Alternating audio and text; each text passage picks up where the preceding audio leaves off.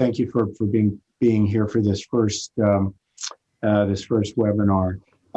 Two really quick announcements. One is that we are in fact getting the program together for Inform 2021.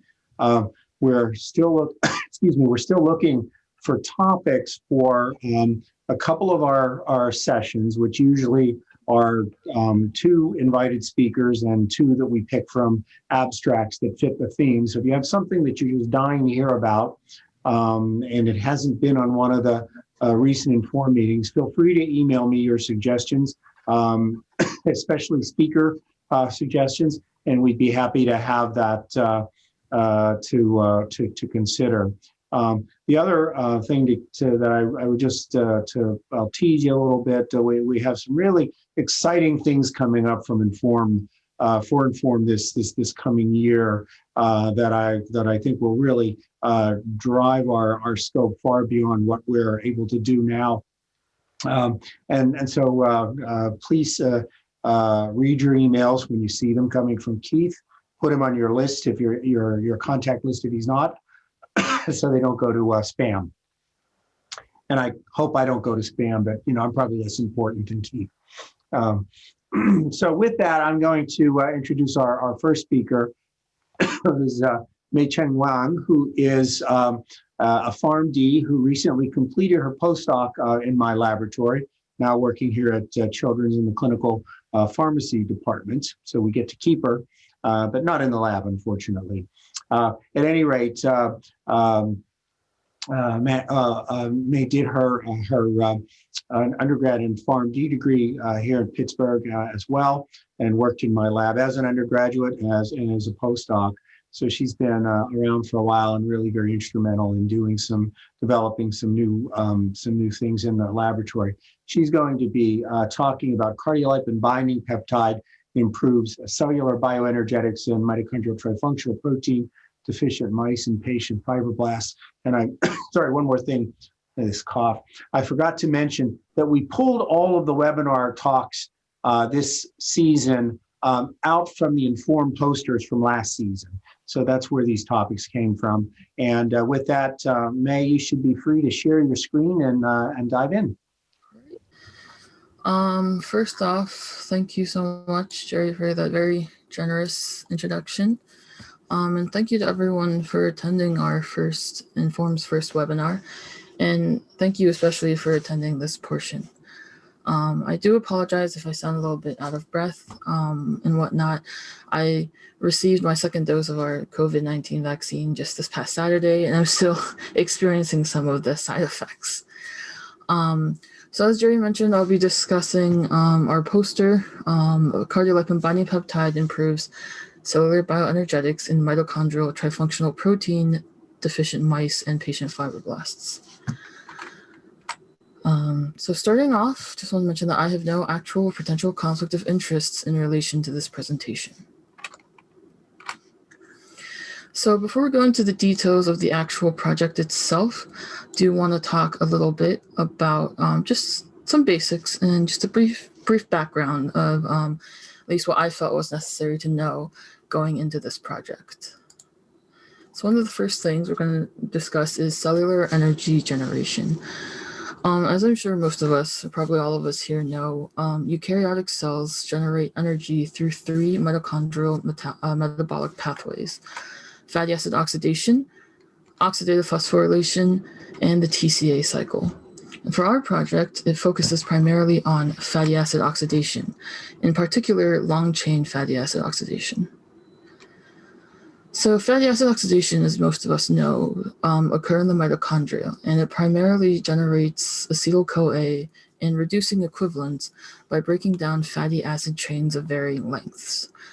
Therefore, we can expect that disruption of FAO affects the body's overall energy production, which is what we see in fatty acid oxidation or FAO disorders. And unfortunately, this is a group of disorders that encompasses over 20 life-threatening inborn areas of metabolism, affecting approximately 1 in every 5 to 10,000 live births. It's also a group of disorders known to have high mortality and morbidity, especially without newborn screening.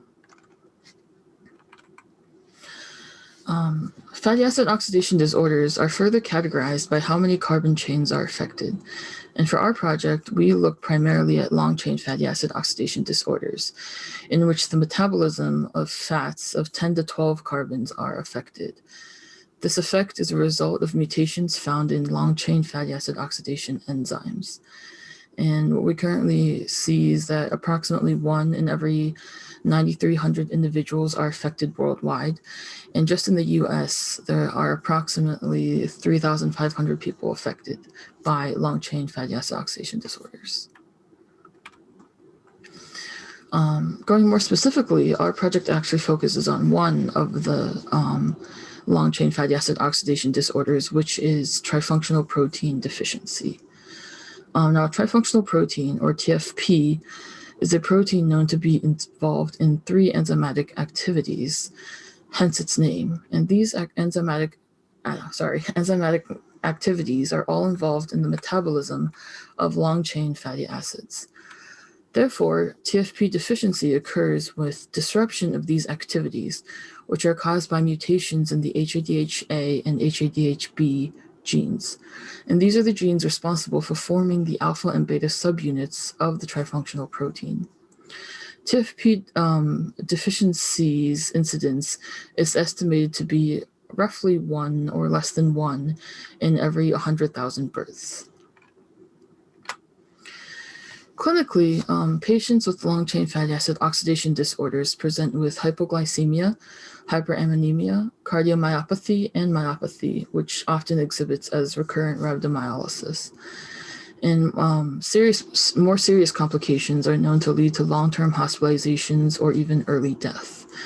Patients with TFP deficiency present with additional presentations of peripheral neuropathy and pigmentary retinopathy. Currently, treatment options for patients with long-chain fatty acid oxidation disorders are mainly limited to symptomatic management, including routine fasting, medium-chain triglyceride oil, and caloric intake maintenance. Essentially, as long as symptoms are properly maintained, the more serious complications can be kept at bay.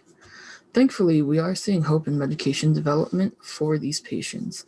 Very recently, in June of 2020, which is last year, Dojolvi, or triheptanoin, was the first drug to be approved by the US's FDA for the treatment of long-chain fatty acid oxidation disorders in both children and adults.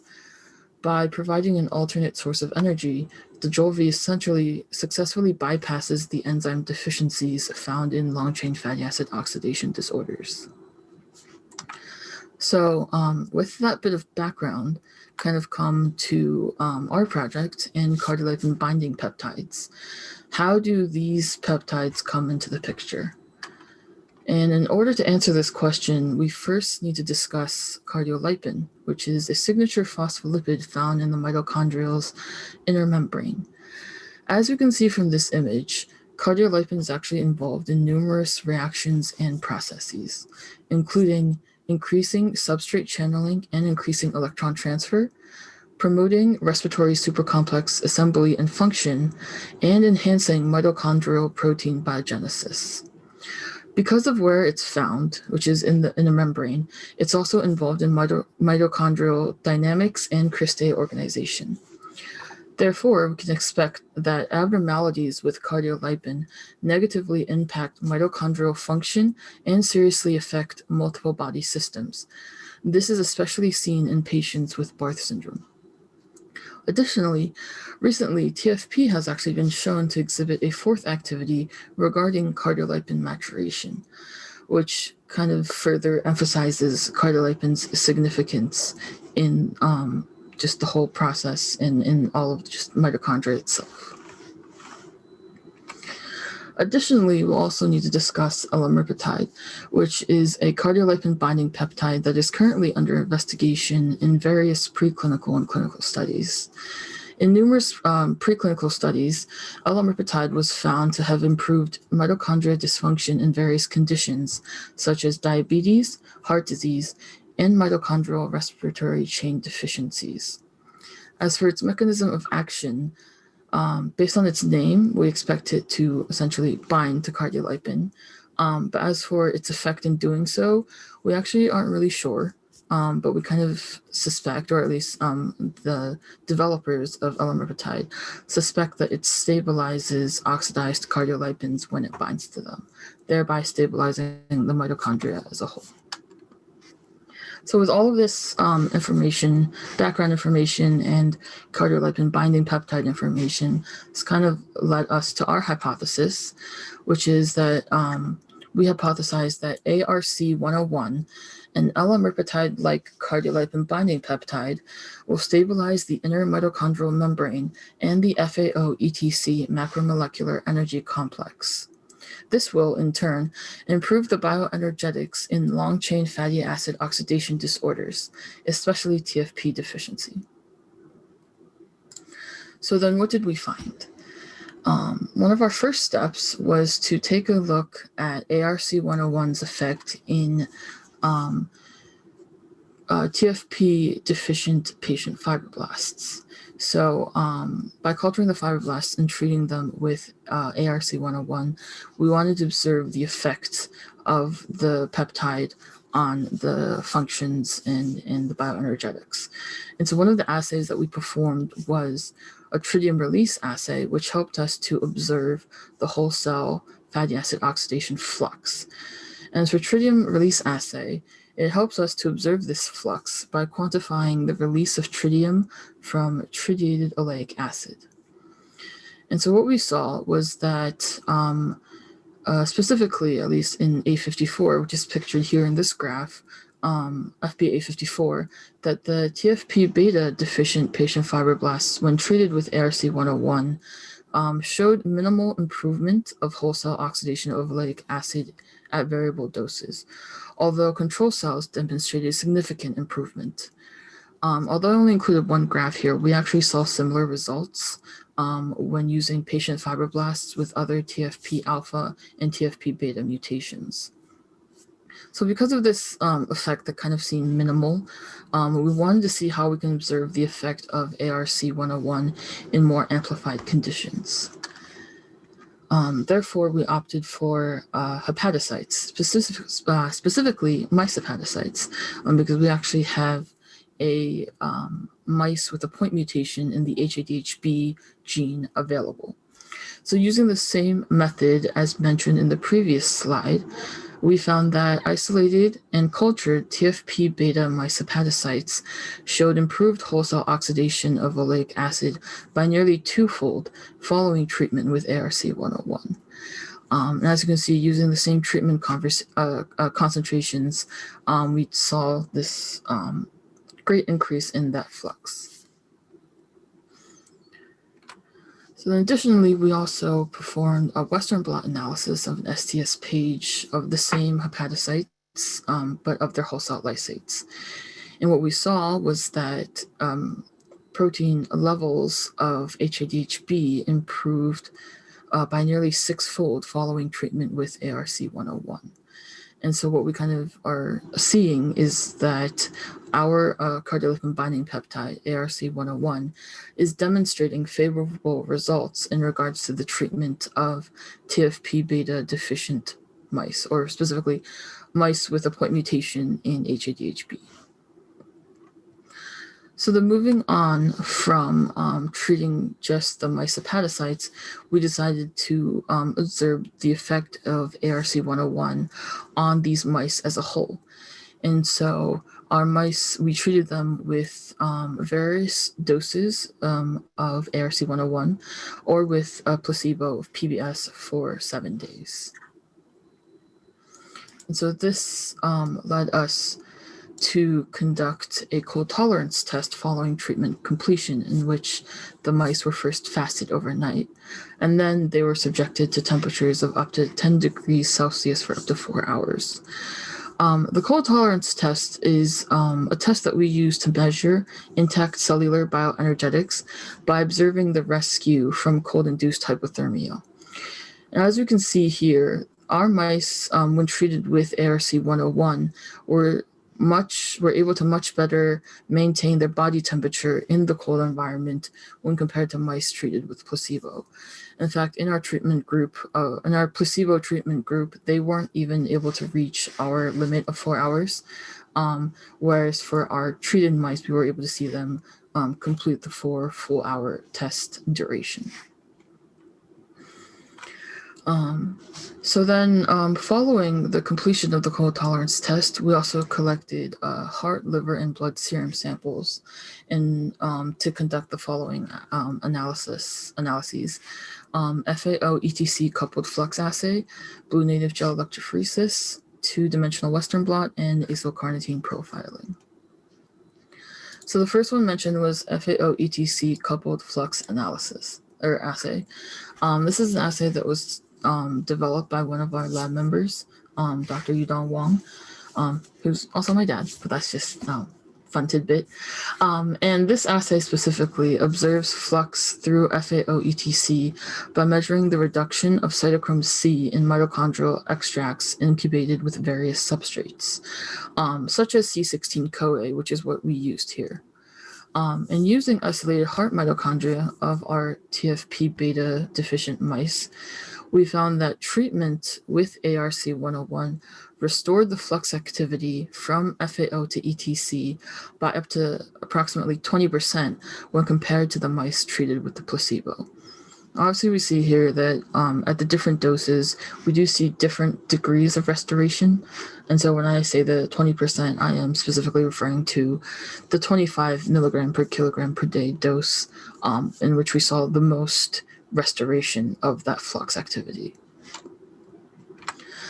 Using Combasi blue staining, our blue native gel electrophoresis analysis of our isolated mice heart mitochondria revealed that placebo-treated TFP beta deficient mice exhibit a drastic decrease of almost 70% in the amount of supercomplexes when compared to the wild type. But then treatment with ARC-101 restored that protein density by up to approximately 50%. And if we look in our gel here, we can see that supercomplex 4 in particular was restored by approximately 60%. So using the same gel that we saw on the previous slide, we also performed 2-dimensional gel electrophoresis and Western blot analysis. And what we found is that when we look at wild type, we see that TFP alpha and beta typically migrate with the electron transfer chain supercomplexes, as we see in figures A and D. However, placebo-treated TFP beta deficient mice heart mitochondrial extracts revealed significantly decreased TFP alpha and beta protein levels. But then with treatment of ARC-101, we saw these levels restored by up to approximately 25%.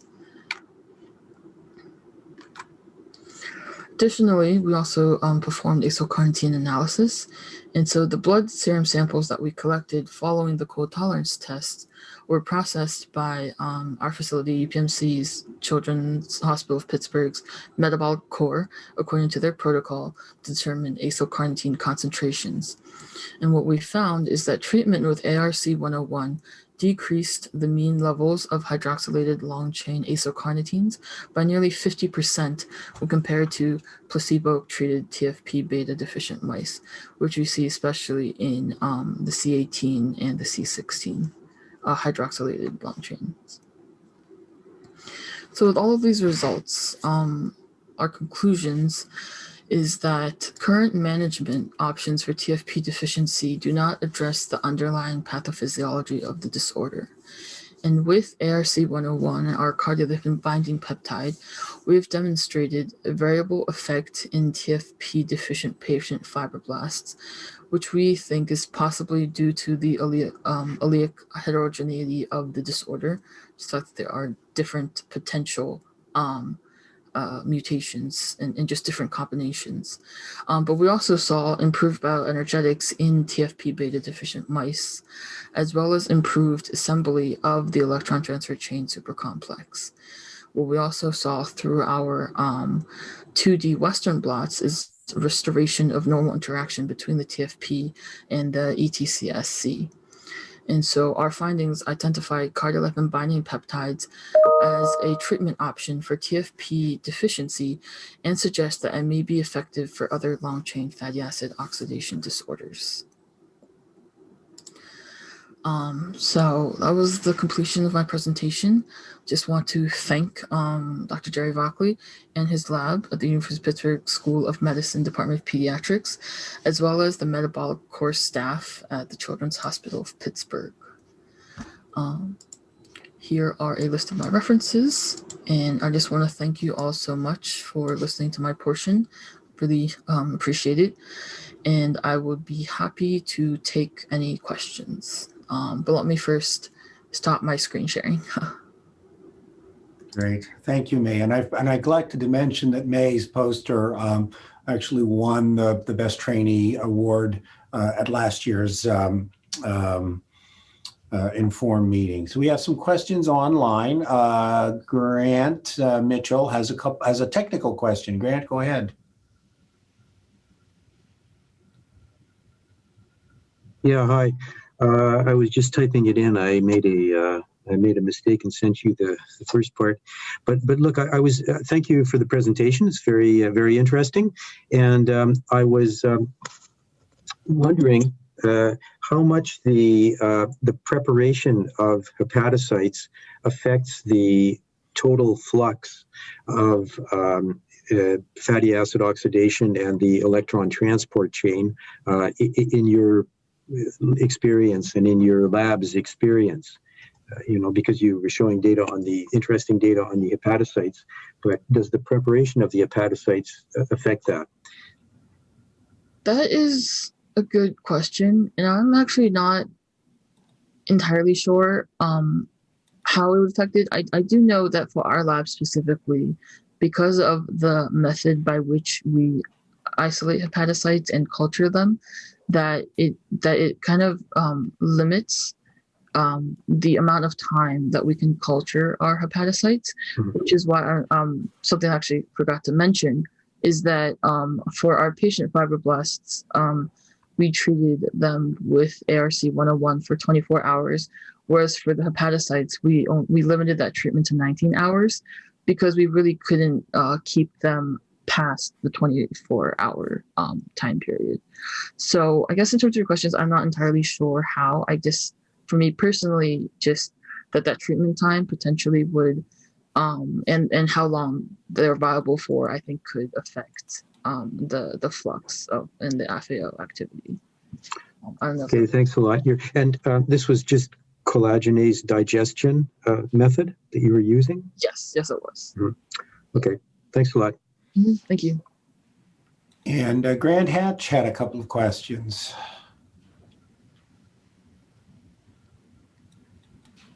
Hi, May. Great talk. Really enjoyed that. Before I ask you the questions, I just wanted to thank Jerry and Keith for putting this on. This is a fabulous session, and I think this is it's truly informative, as the name implies. So I guess I'm kind of interested in terms of mechanism of how the HADA-B is actually increased because with the drug, this ARC-101. So do you have any idea of how you actually get the increase in protein? Are you getting any mitochondrial biogenesis or what's happening? Do you know? Unfortunately, that I do not know because we weren't due to time limitations, especially with quarantine and all that. Unfortunately, I wasn't able to do as much of that area of analyses as I would have liked. So unfortunately, I'm not entirely sure. I guess on my side, I can't really explain the increase in protein levels. I would assume that because the peptide is successfully binding, that it's helping to stabilize the TFP that's perhaps damaged or not doing too great. And then with that stabilization, it's helping the TFP to, I guess, increase in levels because it's more stable. Unfortunately, I don't know. I don't know if that answered, Jerry. If you can help me with that. How do we explain that? Yeah, Grant, it's a good suggestion to look at mitochondrial bioenergetics, biogenesis. I'm sorry, we haven't done that. our assumption is that we're stabilizing the whole super complexes, which cardiolipin, of course, is critical in the first place, and that the TFP effect is probably secondary. That if we, since we've already shown that it interacts with complex 1, that by stabilizing the super complexes in the intermitochondrial membrane, that you also stabilize the TFP in that model. Right. Okay. We'll check for biogenesis. It's a good idea. Yeah, might be worth also doing an RNA-seq potentially on that, just to get an idea. But the other interesting thing is I'm wondering if you've maybe considered also, in addition to the ARC 101, maybe adding a like a ROS scavenger simultaneously, because the supercomplexes are not completely restored, which means you're going to have some ROS being generated in the mitochondria. So potentially, if you add the two of them together, maybe it might be that the ROS is contributing more to damage, and if you can stabilize that with the a free radical scavenger, in addition to the ARC 101, you can double hit the effects on mitochondria, and that might cause potentially a further improvement. Just a suggestion I thought about. The last thing I wanted to ask was, and I guess this is like Grant's question, it's very technical, is that have you looked at, I mean, the 25 milligram per kilogram, there's no toxicity or anything, the animals are happy and fine and that, so. Yeah, at least from my limited experience working with mice, they all seem to be doing well at the 3 doses that we saw. I didn't really see any major differences compared to our placebo. Yeah, fantastic talk. Thank you very much. Thank you. Yeah. All right, we have a couple other questions there, but we also need to move on to Dr. Krall's talk. So I will type some quick answers to those questions in the chat while Daniela is doing her presentation, and we're also, of course, happy to have you email us those questions after the fact. So Dr. Krall is standing in for one of her trainees who was uncomfortable doing a presentation in English. So we gave him a pass, and Daniela will introduce him to you as well. But Dr. Krall is a professor at Medical University of Innsbruck and a consultant to the Department for Child and Adolescent Medicine, where she has been studying triheptanoin in her patients for quite a number of years now, and is going to tell us about her experience with that. And I'll also mention that she is one of the founding members of the Inform organizing committee, and so I thank her for all of her help over the years in keeping Inform going. So her talk is entitled Long-Term Experience with Triheptanoin in 12 Austrian Patients with Long-Chain Fatty Acid Oxidation Disorders. Thank you, Jerry, for this nice introduction, and thank you also, Mai Ching, for this nice talk. So I'm happy to be able to share with you our long-term experience with triheptanoin in 12 patients in Austria. We have a few more patients with long-chain fatty acid oxidations in Austria, but those are the 12 that we have identified or that we know of that have had triheptanoin for longer time. This paper was published recently in the Orphanet Journal of Rare Diseases, and the first author is my colleague Thomas Tögela, who is here in the room with me right now, and is the one I'm jumping in for because of the English, and the other ones I will introduce to you later. And we declare that we have no competing interests concerning this work. The spectrum of clinical phenotypes and the underlying biochemical features have been nicely presented by Mai Ching, so I will not go into further detail.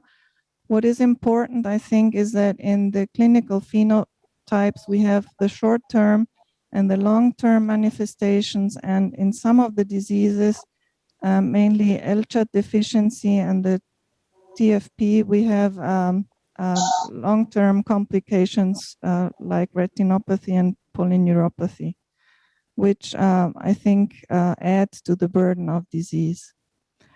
The background for the clinical treatment at the moment is the dietary management with an isocaloric nutrition, regular food intake, supplementation of medium chain triglycerides, odd or pair numbered. And even though we have done this clinical treatment, the morbidity and mortality is still rather high. And at the beginning of the 2000s, triheptanoin became available for these patients. And the theory behind it is that the C7 oil can bypass the deficient long chain oxidation because it is metabolized to propionyl-CoA and acetyl-CoA, and therefore warrants a better production of adenosine triphosphate. What we did basically was that we collected the information we had on 12 patients. It was a retrospective data collection, and in 3 Austrian metabolic centers. 9 of the patients are cared for in Innsbruck, 1 is from Salzburg, and 2 are treated in Vienna. And as we all know, it is not so easy to find a biochemical parameter, whereas you can follow the effect of triheptanoin in these patients. But I think one of the outcome parameters that has been useful is just to see how metabolically stable these patients are by looking at their days of hospitalization beside others. But this is the main outcome parameter that we chose for this paper. The first patient that triggered us to use triheptanoin is this patient. He's now 22 years old. And at the age of 23 months, he presented with an upper airway infection and vomiting 3 times. He was at home and didn't wake up from his afternoon nap. He had a reduced level of consciousness and a very low respiration rate. And so he was emergency intubated and transferred to the pediatric intensive care. And the question was, what is this? Is this as an encephalitis, or does he have seizures? You can see here his data on initial presentation. He had a pale skin and large liver. He had a systolic murmur, and neurology, as far as we could judge, was not anything special there. But he had a low blood sugar. He was a little bit acidotic. He had elevated liver function tests and creatine kinase. Electrocardiography was normal, but the heart showed a low contractility, and EEG and MRI were uneventful, and the ocular fundus showed an irregularity of retinal pigmentation. And in this combination, the suspected diagnosis of a long-chain fatty acid oxidation disorder was established and followed through pretty clearly. This is the follow-up of the patient's ocular fundus, and even though the pictures look like he's deteriorating, it is basically stable because the images we can do now are better quality than the ones we could do 20 years ago. His treatment consisted and consists now of about 30 to 25% energy intake from fats, middle chain triglycerides, and substitution of essential long chain fatty acids. He has regular feeds, he has 1 late evening meal, and he does not do exercise without having a caloric intake. So the basic message for the treatment is always keep this patient in an anabolic state, more important than restricting the long chain fats. Even though this patient had a very good compliance with treatment, we had a lot of troubles with hospitalizations and infections. And on this graph, you can see that as from the time of diagnosis at around age 2 until the age of about 4.5 years, he was having several episodes of elevated creatine kinases, also with rhabdomyolysis, with peak of 35,000 units per liter. And we were really desperate and didn't know what to do. And so we started him on the heptanoid back then, available from the company Sasol as an industrial oil. And to our surprise, we were pleased to see that after that he has never had another episode of high creatine. Well, not completely. When he was 16 years old, he thought he needed to celebrate being a teenager and was with us one night with a CK of 20,000. But on that, he's been very stable. And this patient is now, I will now walk you through the details, clinical details of these 12 patients. This patient I've just described is patient number 1. You see there is 4 patients that are highlighted in colors. Those were the ones that have not been detected by newborn screening, but were detected clinically, because newborn screening was introduced for these diseases first in 2002. From these 12 patients, 6 are male and 6 are female. The oldest one is 32 years old and has a VL cut. 9 of the patients have an LCHAT deficiency, 2 have a VL cut deficiency, and 1 is a boy with a CPT2 deficiency. Most of them have been on triheptanoin or heptanoid for a longer time. The age at which the C7 oil was started was in this patient, in the first patients, 4.8 years, and in the patients from Vienna, 12 and 29 years. Most of the others, we started triheptanoin fairly soon after we knew the diagnosis, and we were confident that they would tolerate the oil because of the good experience that we have had with the first patient. We think it's just a very valuable addition to the management. And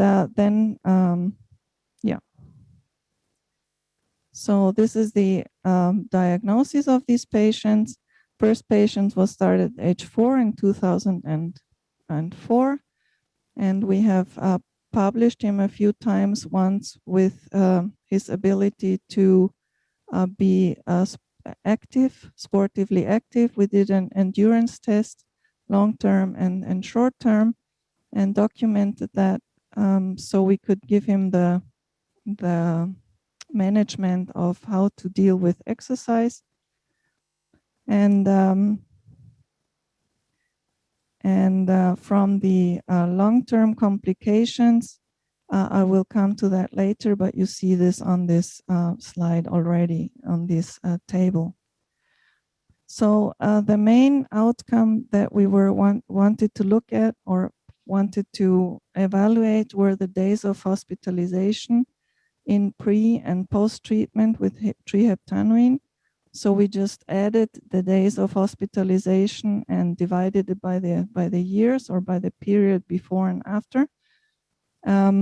What was, or to not skew the data, we thought we needed to maybe also narrow down the time between the year before hospitalization and the year after hospitalization. As you saw in the table, several of the patients, over half of them, were started on triheptanoin before they were 1 year of age. And of course, in the course of childhood, you might just see a time where you have an important number of infections anyway, and it would make it difficult to compare the older patients to the younger patients. And that's why we thought if we take the year before and the year after start of triheptanoin, that would give a more sound number with less bias due to infections maybe at the younger age. Just to come back, the age at which triheptanoin was started, you see somewhere 3 of the patients were started basically shortly after birth, or shortly after diagnosis, when diagnosis was established. The dosage of triheptanoin that we use has a mean of 0.6 grams per kilo per day. And we usually give it in 2 doses, sometimes in 3, and one patient has it in 4 doses.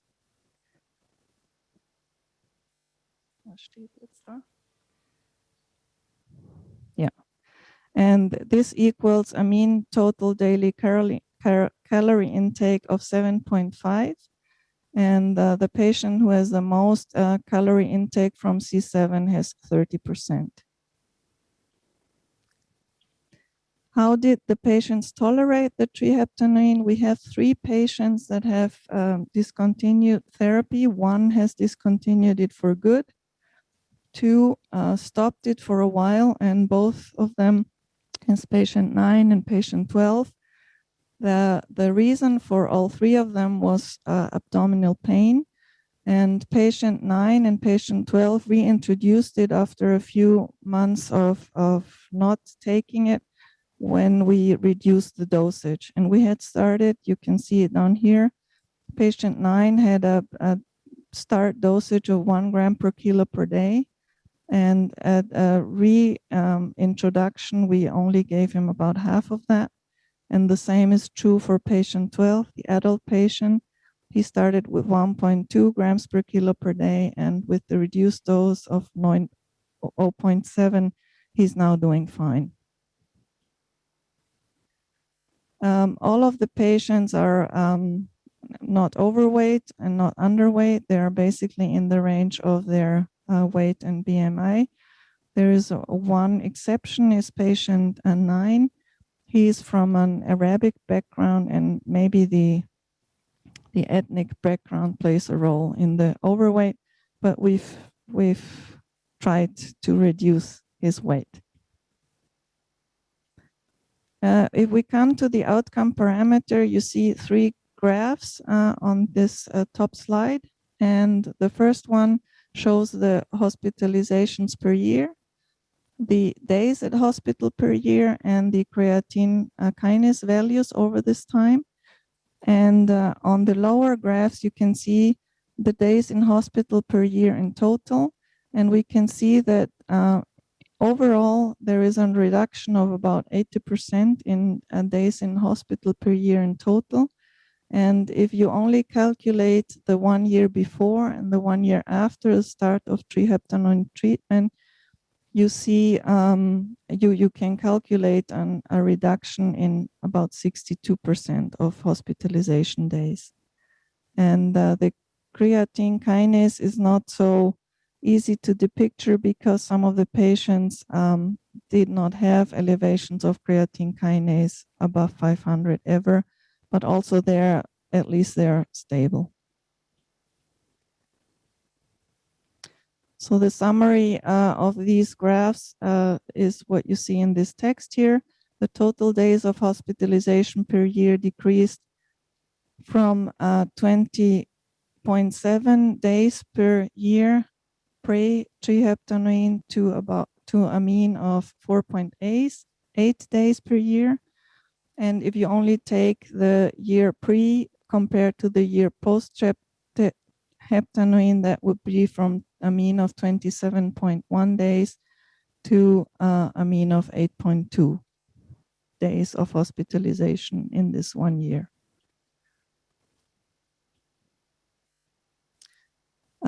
I would like to share some of the dietary long-term management and short and long-term symptoms and complications with you. All of the patients are in a clinical stable condition. All of them eat self-sufficiently, all but one, and this but one is patient number 10. Patient number 10 is the one who discontinued triheptanoin use for good at age 7, I think. And 11 of 12 go to a normal schools, have an adequate school performance or work, the adults, and no basic restrictions in daily life. There is one patient, patient 11, who has a special requirements in school, and he is also the one who has developed a polyneuropathy, and he needs a wheelchair if he wants to cover longer distances, like when he goes to school. But other than that, we are convinced that C7 is a very good medication for treatment of patients with long chain fatty acid oxidation disorders. The dosage that we use is 0.5 to 1 gram per kilo per day, and we allow a total fat intake of about 30%. And with that, the patients, I think, have a good balance between the maybe adverse effects of triheptanoin in higher dosages and the benefit of it.